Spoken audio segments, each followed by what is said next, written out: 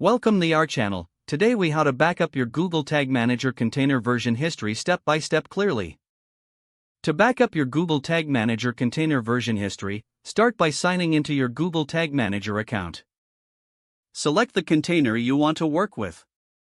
On the left-hand side, click on the Versions tab.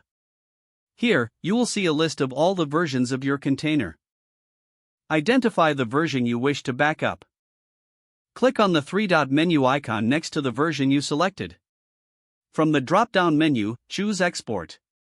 A dialog box will appear, prompting you to download the container version as a JSON file. Click the Download button to save the file to your computer.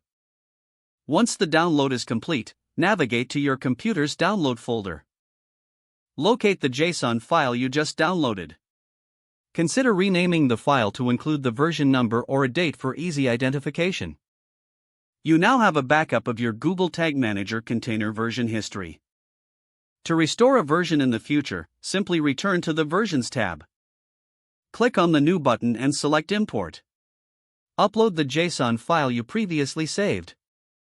Follow the prompts to complete the import process, reinstating your backed up version. Ensure to review your tags and triggers after importing to confirm everything is set up correctly. If the page does not load, refresh the browser or try again in a private or incognito window. Make sure you are using the correct email address, then retype it carefully to avoid small typos. If your password is not accepted, use the reset option and create a new strong password you can remember. Check your spam folder for verification or security emails, then complete any requested confirmation steps.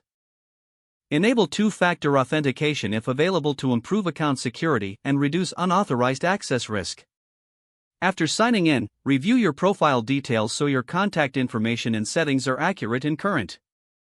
If you see an error message, note it down and try again after restarting your device and internet connection.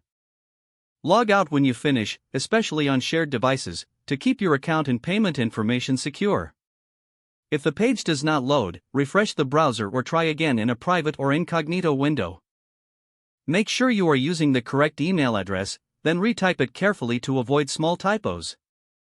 If your password is not accepted, use the reset option and create a new strong password you can remember. Check your spam folder for verification or security emails, then complete any requested confirmation steps. Don't forget to like this video and subscribe to our channel for more step-by-step tech guides.